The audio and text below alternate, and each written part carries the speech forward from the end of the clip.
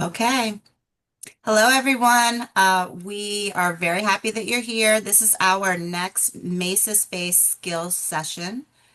Today's is called Ace Your Internship. So if you have an internship, if you want an internship, if you're getting ready for an internship, this panel is going to help you to do that, to stand out.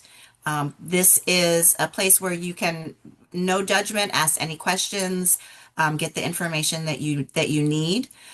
So I'm going to turn it over to our moderator, Alana. Thank you.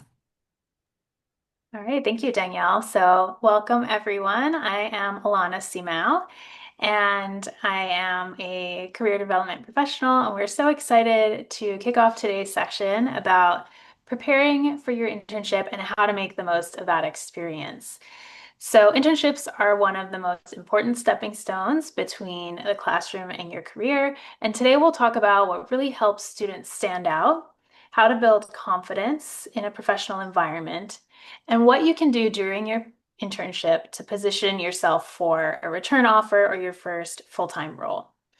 We're fortunate to have an incredible group of panelists with us today, professionals who work directly with interns and early career talent, and individuals who were once interns themselves and successfully turned that experience into a full-time opportunity.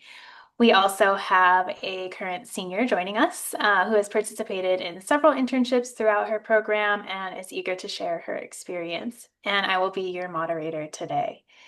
So I just want to reiterate before we start, as Danielle mentioned, this is a space for you to ask your questions. So definitely feel free to add those into the chat.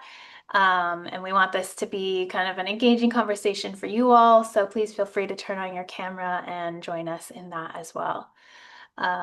So to get started, we will have each of our panelists just briefly introduce themselves, share your name, your company, your role, and a quick sentence about what excites you most about internships. So I will go ahead and kick us off with Alice. Sure. Thanks so much. So my name is Alice. I am currently a technical operations manager at a company called eTech Group. We focus on automation projects in life sciences. So I commonly work with clients like Gilead, like Genentech, so names that you guys probably would have heard of. The thing that makes me the most excited about internships is I think it's a really great opportunity for somebody to be converted into a full-time position. Great. And we'll move on to Michelle. Sure. I work for Carollo Engineers. We are a consultant in the water and wastewater, stormwater, anything water industry. So we mostly work with utilities. However, you're getting your local water or I don't know, East Bay Mud or the city of Sacramento, wherever you live. And what I think is really important about interns is it's a way to learn what you like or don't like. I think both are equally important, so you can figure out what you want to do in your career. Great. And then Vanessa. Hello, my name's Vanessa. I'm currently a senior at San Jose State University studying mechanical engineering. I previously was a transfer student from Mission College, and I have some previous internships at a startup company, ASCA, Boehringer Ingelheim, and internship at HIT, and an upcoming internship with Tesla. And I'm Great. most And excited, sorry, no, go and ahead. I'm most excited about internships just because it is a place where you can learn what you're interested in. Yeah, definitely. They can be a place to not only build those skills, but yeah, really figure out what you like and what you don't. So before you actually get the internship, um, you you have to get there, right? And so for our folks who work with interns, what would you say makes an intern really stand out, either in their application or once they've started as an intern? Um, well, Earlier this year, we went to the career fair at where I went to school, UC Davis, and I'd say it's something and throughout the day, you talk to a lot of people. which is really exciting and cool. Some people come up knowing something about your company and others don't know anything. If you're like really serious about it, I would, try and do some research ahead of the career fair, know who you want to talk to, and you can if you familiarize yourself with the company a little more, you'll help stand out because we're talking to dozens and dozens of students that day.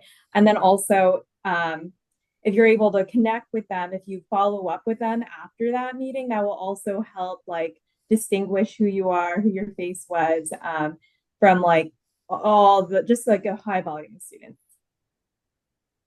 Yeah, I can follow up with that. Michelle, I think that was a really great answer on like, getting an internship. So I can follow up with an answer on really defining yourself in your internship. So one of the key things I would really advise for you all to do is to take initiative. Now, taking initiative is a vague and unhelpful term, so please let me clarify what that means. So I, as your manager, assign you something and I say, hey, I really need this by, next Wednesday or something rather than being passive. So I give you, let's say I give you like the contact information of the company you need to contact, and let's say I ask you to get a contract that we've worked on previously. So what I would advise doing in taking initiative is you send an email Monday. Then if you don't hear a response by Tuesday, middle of the day, you give them a phone call. If by Wednesday you still haven't heard anything, you should escalate it to me. Maybe there's another contact that I can give you there. At the same time, you should also be pretty persistently updating the person that you're responsible to or responding to that who assigned you this task. Because the point is that when a manager or someone gives you something, what initiative really means is ownership.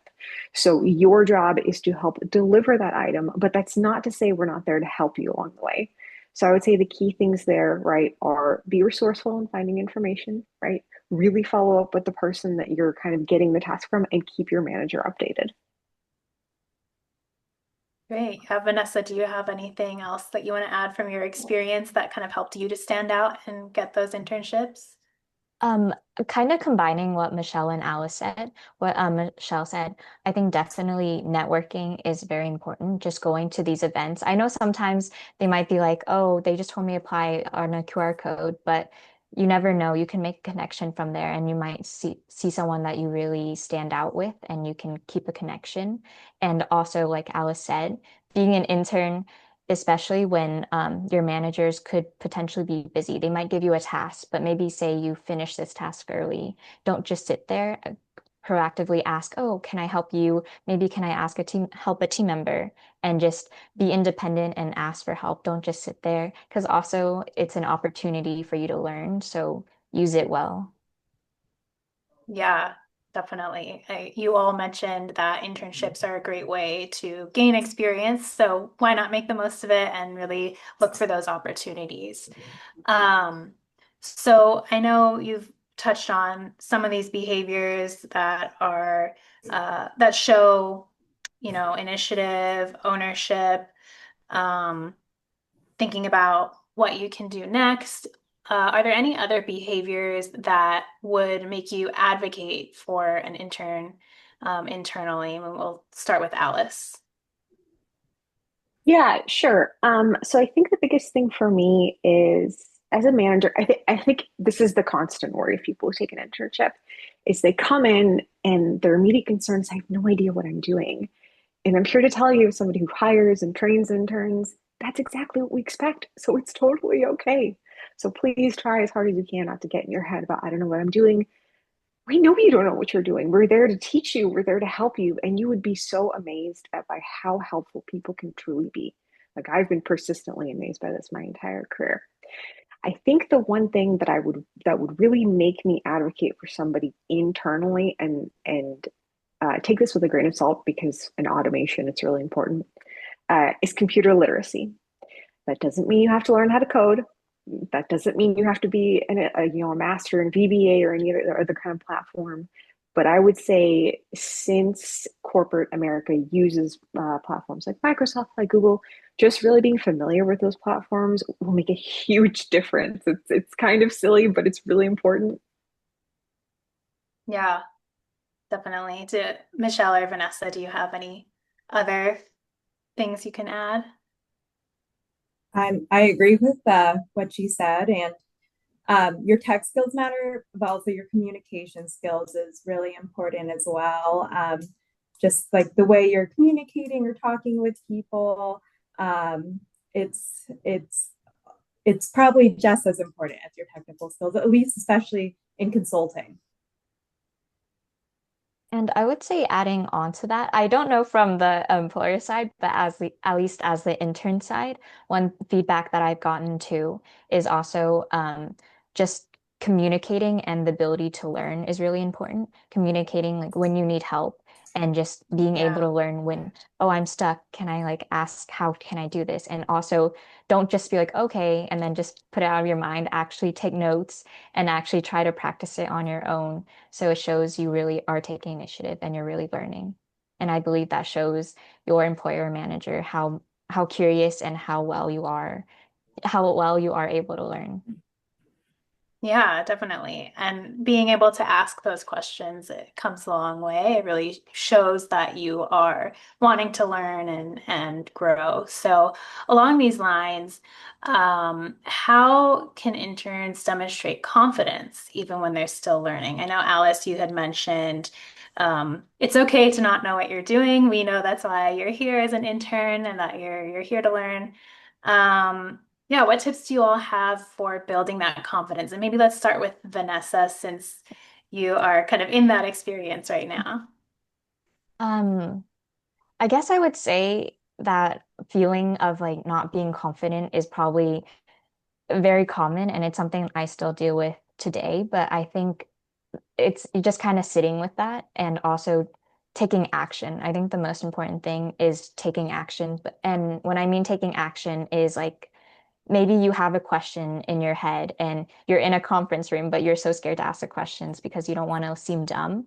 But just ask it because it's a valid question. And maybe someone else will have that question. But the fact you even took that initiative just kind of shows yourself and the people like, oh, okay, I'm confident I can do it. And then you start learning. And the more you start learning, because it's very new, the industry you're in, the more you start learning, the more confident you'll feel and like, oh shoot, I can actually do this. Oh wow, I'm starting to learn things. I can actually do it.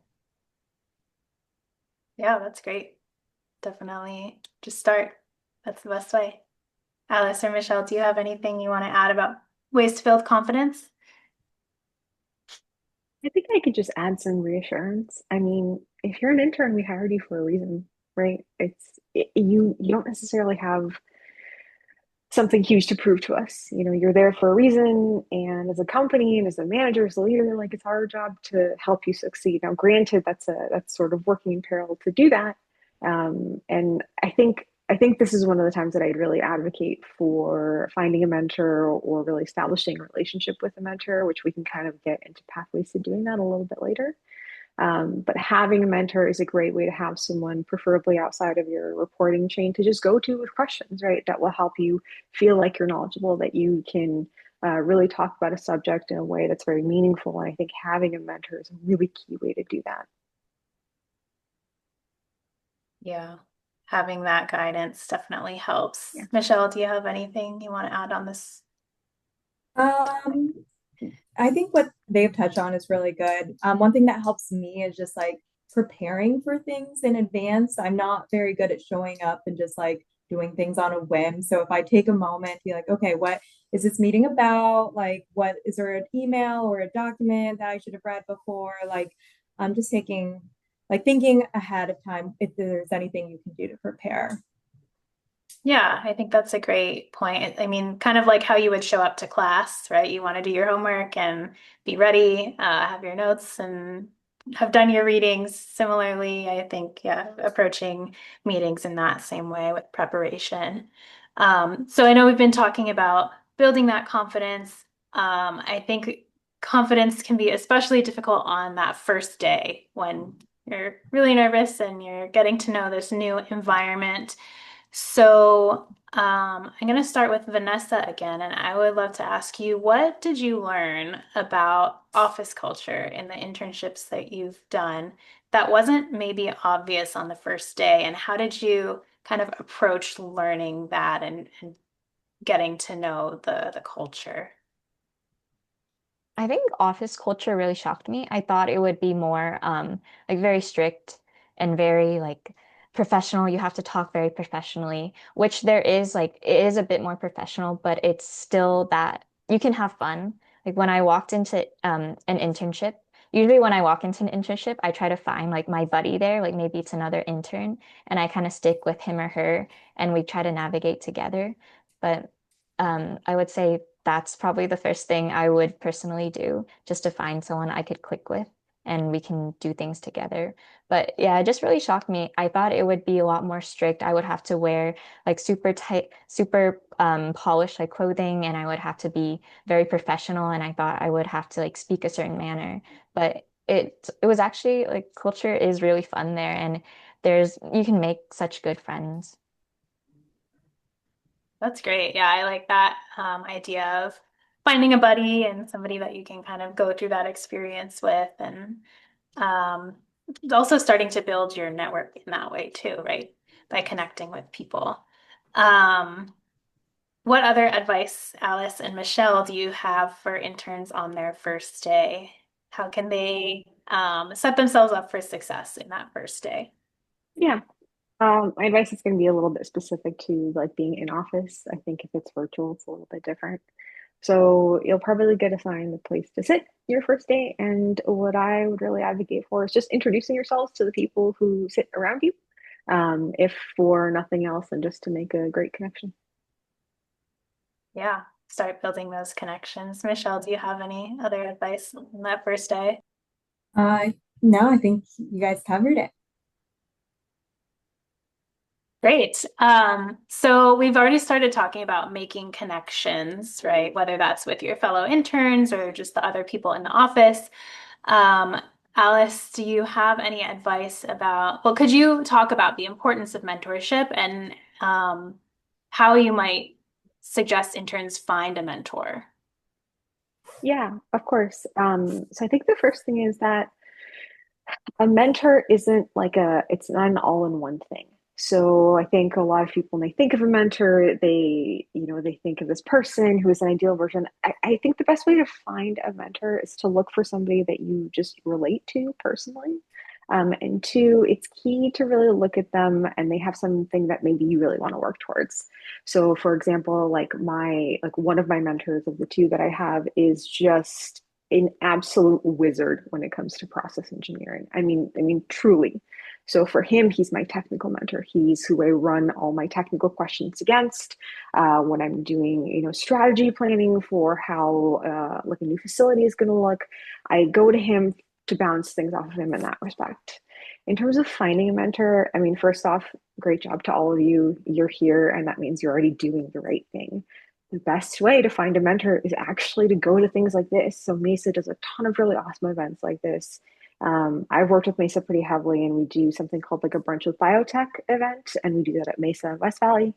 I'm also doing an entirely virtual event on May 1st. It's called Farm to Table. It's also very similar. So in that event, I'll have experts from different areas in engineering in different rooms. So just to reiterate, sorry, that was a very long answer. You guys are already doing a lot of the right things to find a mentor. And what I would say is keep doing what you're doing.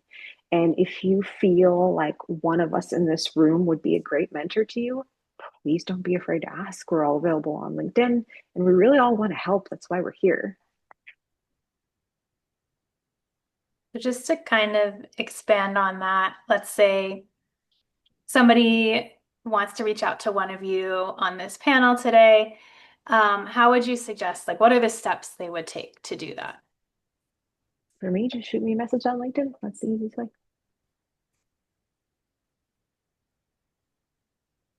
Vanessa, have you had any experience in approaching people for mentorship who were maybe not your direct manager or somebody who you had a lot of connection with? Actually, Alice is my mentor. But how I actually met Alice, I used to work at Mesa as a tutor back at my community college. And that's when I was starting off. I was really a little bit lost on what exactly I wanted to do. So I reached out to my boss at the time and I asked her, "Oh, is there an engineer I can maybe talk to and learn more about the industry?" And Alice was one of the people. So I connected with her.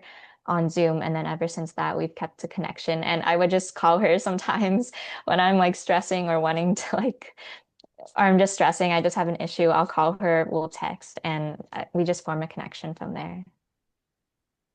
Yeah, and I Great. think And from like a I'm oh, so sorry, go sorry. ahead. I think from a mentor perspective, like I want you guys to know, like I think about Vanessa often when I see an event that I think she'd really like want to go to. I think about her and I tell her like, hey, like go to this event. Or when I see an opportunity that she could benefit from, I'm so excited to share those things with her. So I'm kind of emphasizing this because a mentor-mentee relationship is beneficial in both ways, and it brings me like such joy to see her succeed and to see her like navigate these like incredible situations. Yeah, that's really great to hear. And yeah, I think keeping that in mind that it's not a one-way thing, looking for those people who want to help because they enjoy helping. And so it's a mutually beneficial connection. And I like what you mentioned, Vanessa, about reaching out to your manager, right? That can be a great way to find people too, and they can help to maybe facilitate connections if you're interested in learning about other areas or skills that maybe your manager doesn't directly have. Michelle, do you want to add anything on the topic of mentorship? Sure. So something that it really impressed me that an intern did last year was she invited everyone to like she met them where they're at. So like during lunch, I usually go on a walk during lunch. And so she asked, like, oh, do you mind if I join you for a walk? I just want to hear about your career and do all these things. And she was doing this with a lot of the people in the office, just asking if they wanted to go to lunch or meeting them where they're at. Like she was observing what they typically do and just seeking their advice. And people are really happy to share that information. Um, and just help. And so it's a good way to connect. It's also a good way to like figure out what the individual person's career path was and if it's something similar to your own. Um, or like, if you have questions about did you go to grad school or not? Did you regret that? Like it was really, I thought it was a really good thing that she did. Yeah, I think that's a great point. Is like finding those areas of connection or things that you're curious about and reaching out and asking those questions. Um, so along those lines, I see we have Alice's LinkedIn shared in the chat here, and LinkedIn can be a great way to learn about people and their backgrounds so that you can think of some of these questions that you might ask them. Um, I see that we have a question in the chat about for you, Alice, about your experience as an automation engineer. Um, what values do you think are most important to uphold in that field? And then maybe we can open it up to everybody else thinking about kind of what values or kind of what's important in the culture of the companies that you're working in. Yeah, for sure. So it's interesting that this question went to me because I've always been somebody who really heavily cared about the culture of the place that I worked. And everywhere I went, I always really carefully analyzed the ethics of the company and how much they actually believed in doing outreach, which is something I'm really passionate about. As far as the ethics and sort of I guess that part of automation engineering, I don't think it's specific to automation engineering. I think it's specific to all engineering. And the thing there is if you've made a mistake and you're working on a project, it's okay. We will fix it. It's just important that you tell your leadership and most importantly, just do the right thing, right? It's okay to make mistakes and things like that. And the reason that I'm emphasizing this is I think a lot of people will get really far into a project and they're looking at the budget, or I'm looking at the budget, right? And we'll realize, oh my God, we didn't do this design correctly. So it's really important to go back and say, you know what? I acknowledge we made this mistake. I don't know if it was a miscommunication, right?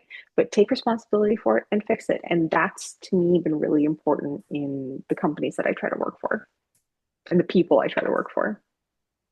Yeah, I think definitely finding those values that align with your own. I'm wondering, Vanessa and Michelle, if you have any other thoughts on kind of professionalism or identifying those norms that show professionalism, like owning up to a mistake or acknowledging when maybe something hasn't gone the right way. Are there any other skills like that that you have observed or practiced around professionalism?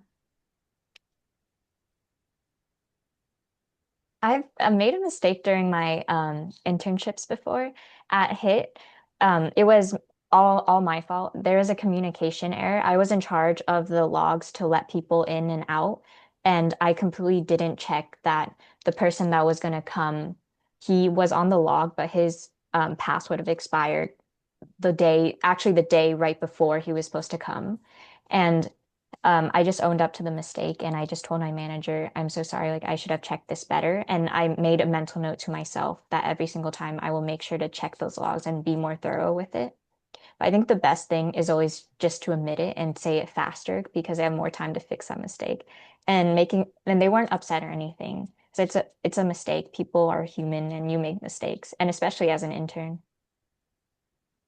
Yeah, definitely. I'm sure it was probably scary the first time to bring up a mistake, but the more that you do it and the sooner you do it, I think, like you said, the more comfortable it will be.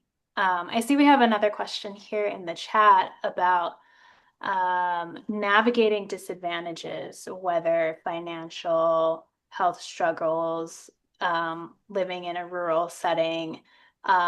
How have student interns managed those disadvantages in their internship process? Um, I would say I don't know how often that it comes up, but for example, if you like are able to show up to work, like even if you don't have a car, if you could bike or bus, nobody's going to care how you got to work as long as you're there, right? And yeah, I guess it would be good to hear what some specific examples might be. Like I think if there's something that concerns you, could bring it up like, hey, I have to do a doctor's appointment on Thursdays, I'm not available. Usually employers are really flexible about giving you time off or like working around like your personal needs. Like I think that can be accommodated, but I just don't know that it like I've never had an intern like bring up their disadvantages at work because they're showing up and they're being prepared to work. It just doesn't. I'm not sure if that's a helpful answer, but um, it doesn't necessarily need to show or come up. I'm with Michelle. I'll kind of talk about this from a manager perspective. So I think the key thing here is communication. Um, Whether you're a full-time employee or a manager, you're going to have struggles. It's okay. When I say communication, what I mean is find somebody you trust. And sometimes that's not your manager, and that's totally okay. That's kind of why I advocate really heavily for having a mentor. Get their advice on how to handle the situation because maybe they'll say, hey, this is the path of going to HR. Don't get scared when I say HR. One of the things companies are legally mandated to do when it comes to dealing with situations like this are reasonable accommodations. Now, there's boundaries to what those are, and there's certain categories that fit into that, but they are available.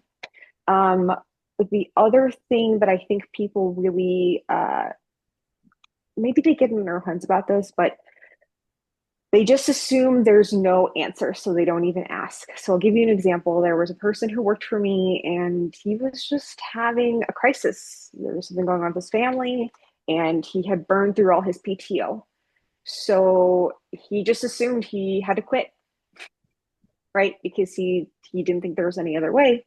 But there was. I ended up working with HR. I put him on unpaid leave, and whenever he was ready to come back, he came back.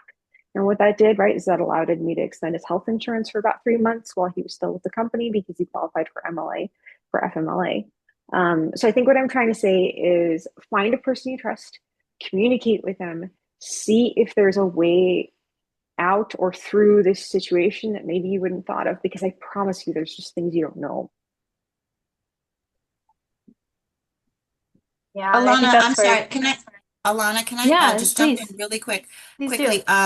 The session that we're having next week with Nancy Diaz is called Lock In Level Up, which is kind of cryptic, but I think that it will, folks who are thinking about these types of issues or setbacks, this session is going to be about resiliency and giving tools and tips and firsthand experiences on how you can, overcome and use your setbacks as resources, really, as perspective.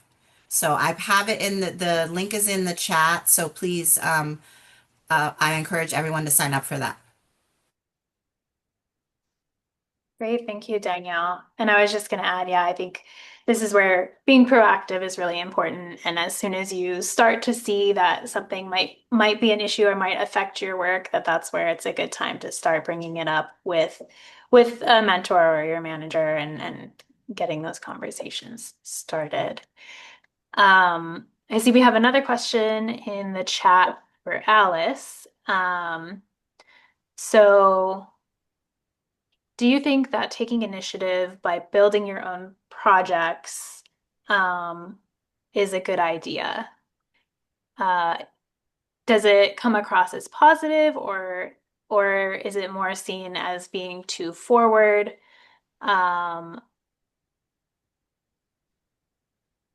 so for example, like basically creating projects and pitching your own ideas. Is that seen in a positive light or can it um, come across in the wrong way? Um, so for whoever asked this question, can I get some clarification? Is this before an internship or job, or is this like during an internship or job? It seems like, oh, during. They said during. During? Okay, yeah, there's absolutely. Okay, I'll answer this sort of two ways. Yes, of course, it's always great to take initiative. However, this is with the caveat that all of your work is being done. What I have often found with young engineers is that they're so smart and they're so intelligent and they have this great new fresh perspective that they find this issue that exists in the company. And my God, I can promise you there's issues at every company.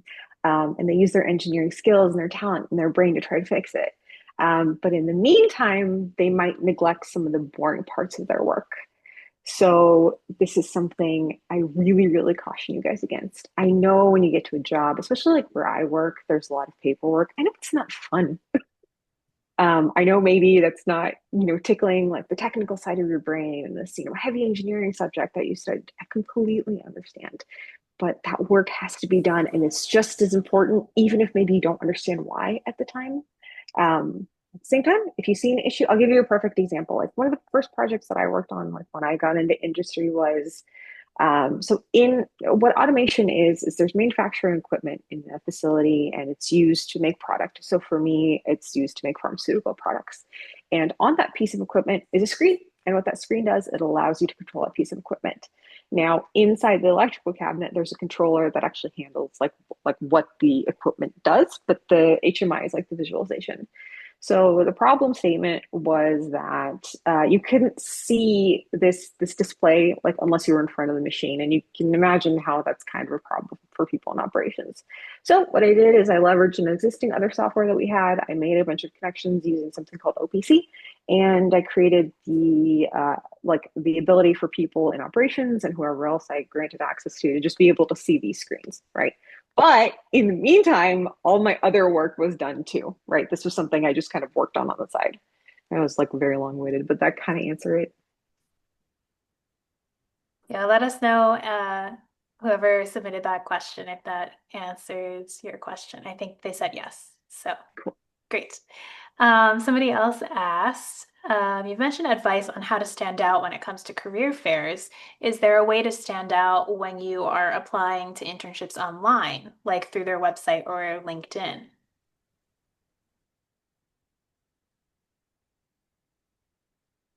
Maybe Michelle, do you have any thoughts on that?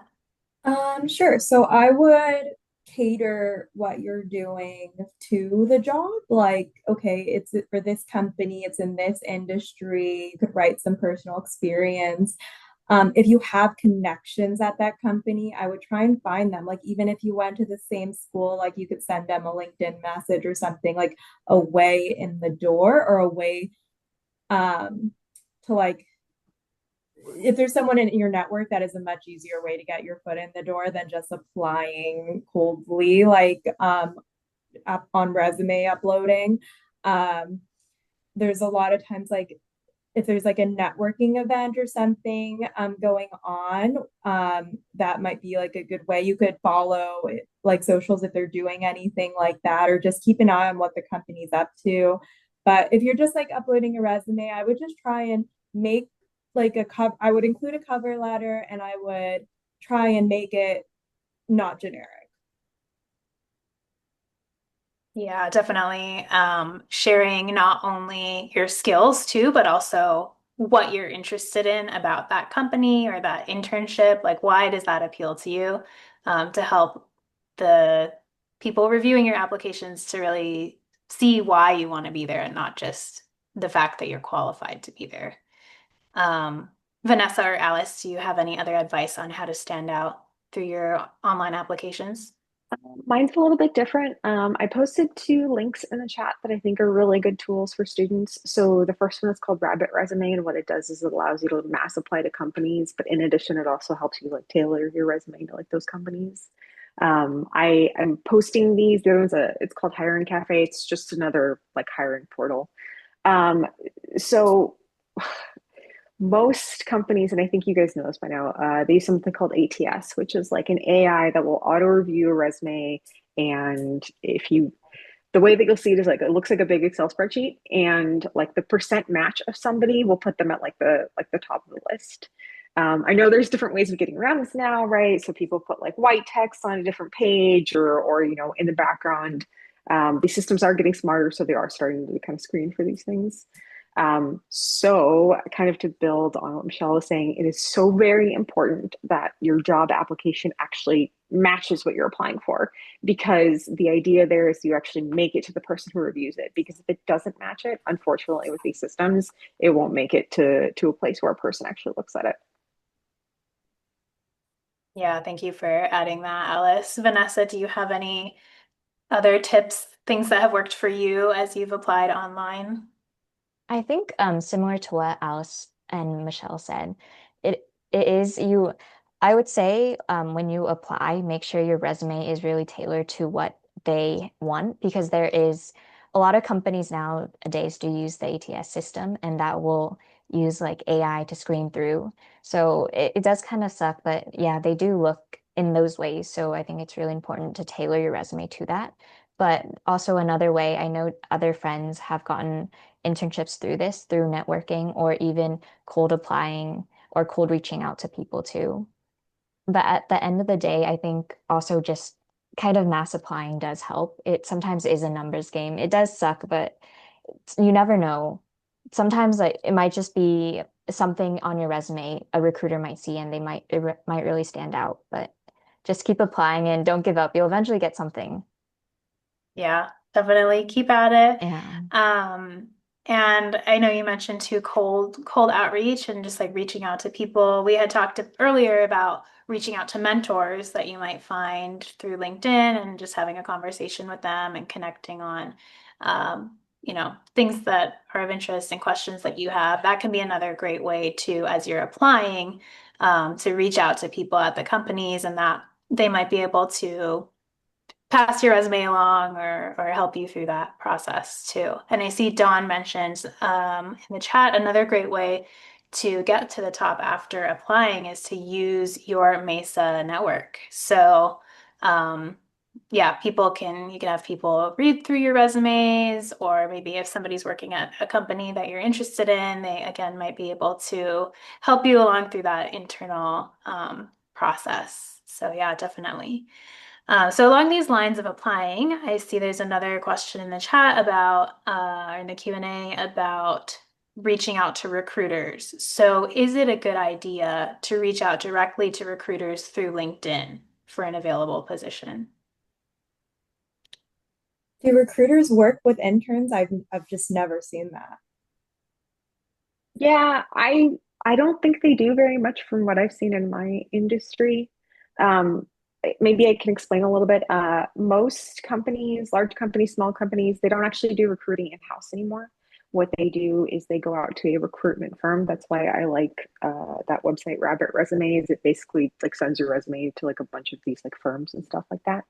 So what I mean to say is there's a recruiting firm and they have, a million clients of which like you maybe want to apply for, but the companies themselves, they don't really handle recruiting anymore. They outsource it.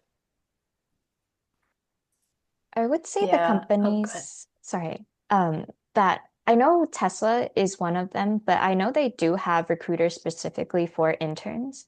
And they also have events like at school you can maybe go to, and they do have those recruiters that go there. So it's helpful to talk to them too. So maybe they can help push your resume. And I don't know for all companies, but at least for the ones that I've worked with, they still do the in-house recruiters. So I think it could be a helpful idea to reach out to recruiters. But I know sometimes on LinkedIn, because I've tried it too, they might get too many people. So like 9 times out of 10, it's most likely you're not going to get an answer, but you might not know. So I think definitely do reach out is important too. Yeah, I think I just like to point out I don't work for a very large company. I don't work in the tech industry. We're like large for what we do, because a lot of companies in my industry are just 10, 12 people. Like it's a much, my company is like 1,500, which is big, but not like we don't have, we're doing our own recruiting. So when we are looking for interns, we partner with the schools and we go to them and we go to their career fairs. We'll do on campus interviews, usually through the networks that they have there. And so that is really the best way. Look for those on campus info sessions, go to the career fairs, and things like that, because like we're the ones attending it. We're also like recruiting you, but we're not recruiters. Um, yeah, so I would say yes, you have these big companies doing like the AI and sorting, but at my company, we do have some recruiters. They're usually chasing the higher up people, but for entry level, to really just like using your school connections or whatever and trying to chase it down yourself. We're not doing so much of that. Yeah. So using those on-campus interviews or different events.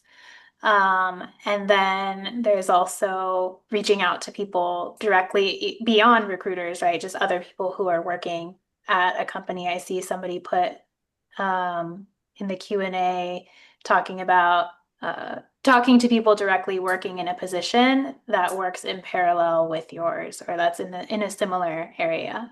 So to getting to know people just at the company is helpful.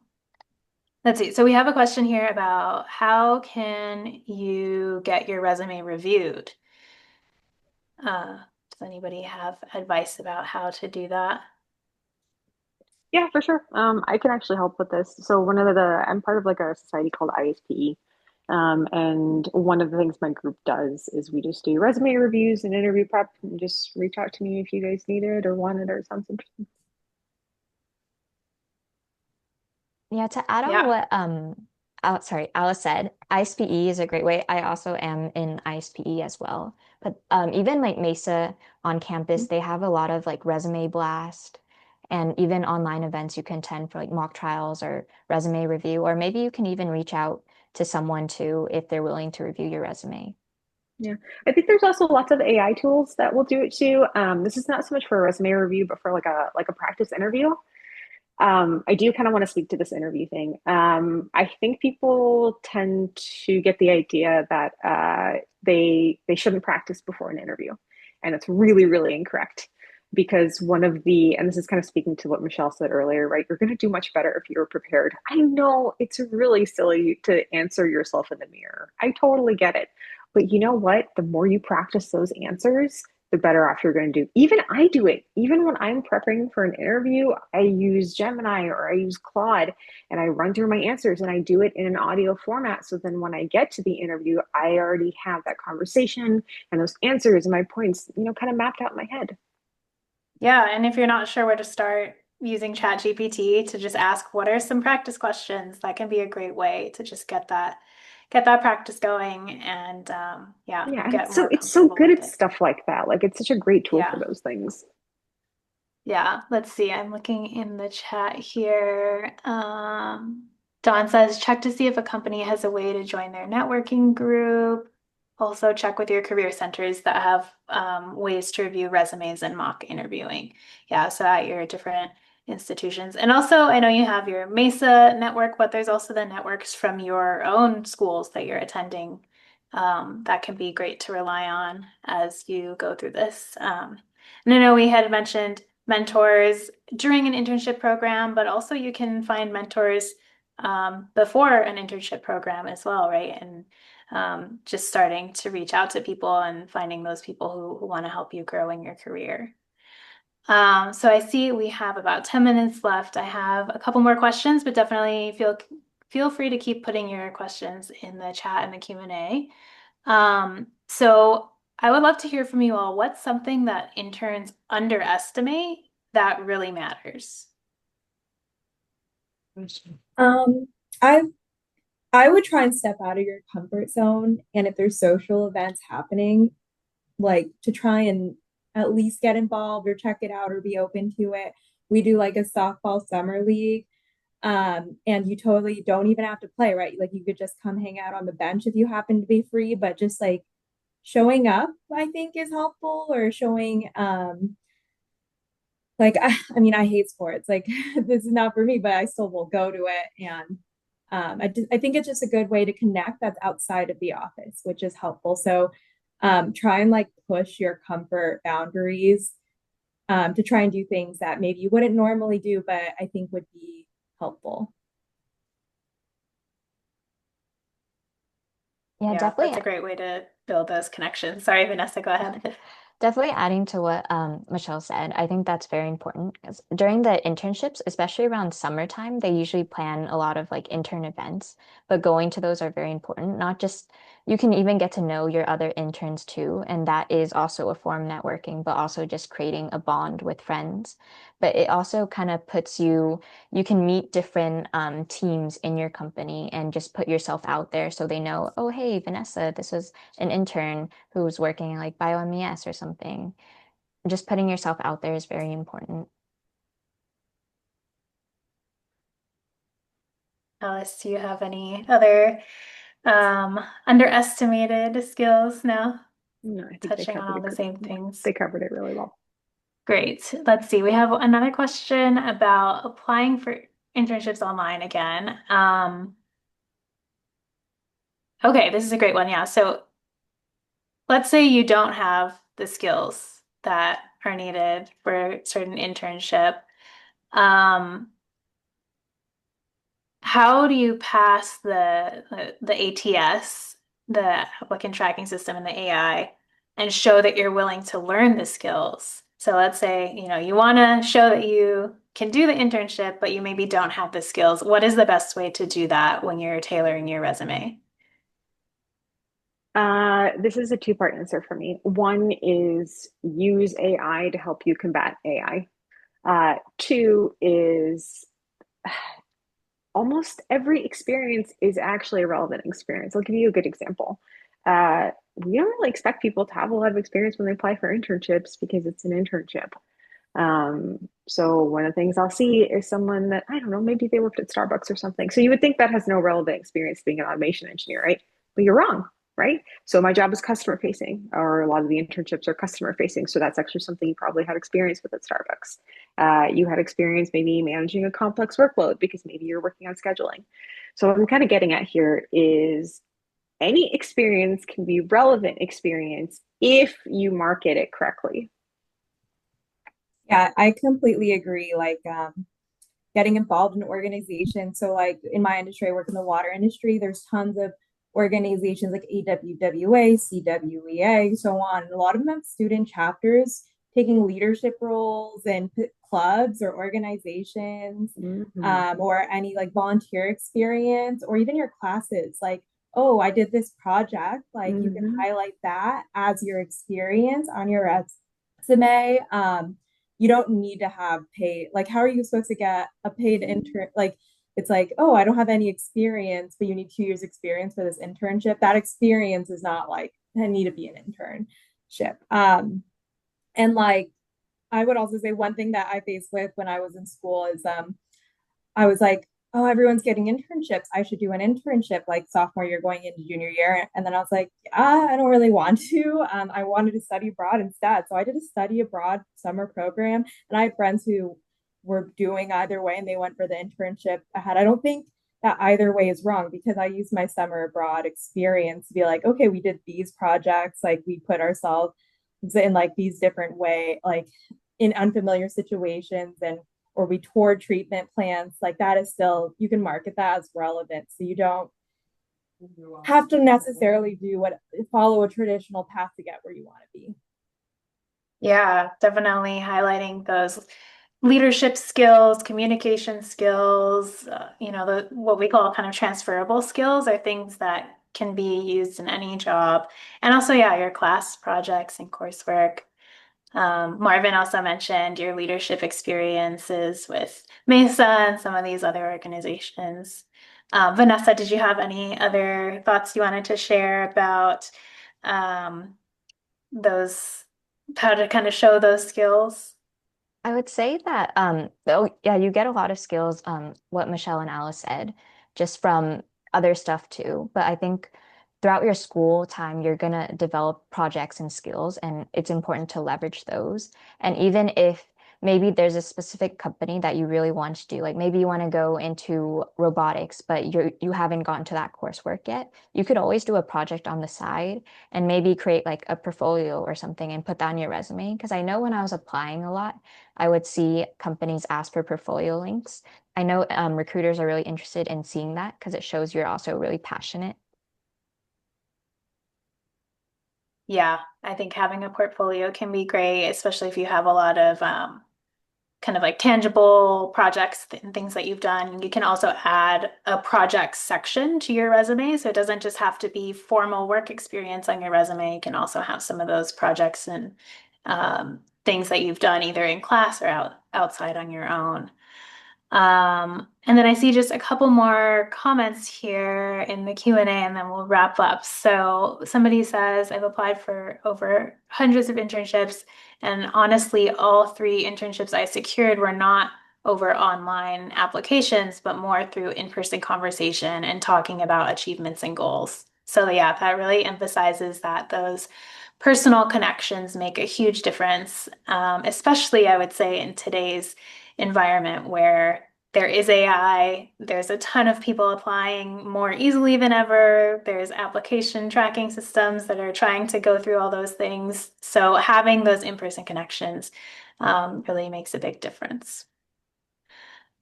I think we may have time for one more question. If anybody has one last question, I'll give it a minute.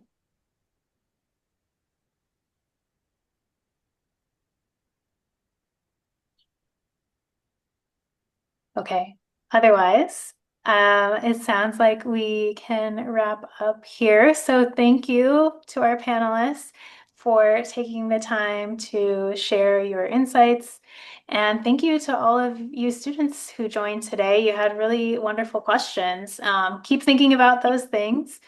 And remember that your career is a journey. So stay curious, seek out those mentors, find those connections, and continue building those skills and relationships that will help you grow. So thank you all for joining. And then I believe Danielle had somewhere in the chat put the link for next week's session that Yes, you should all check out.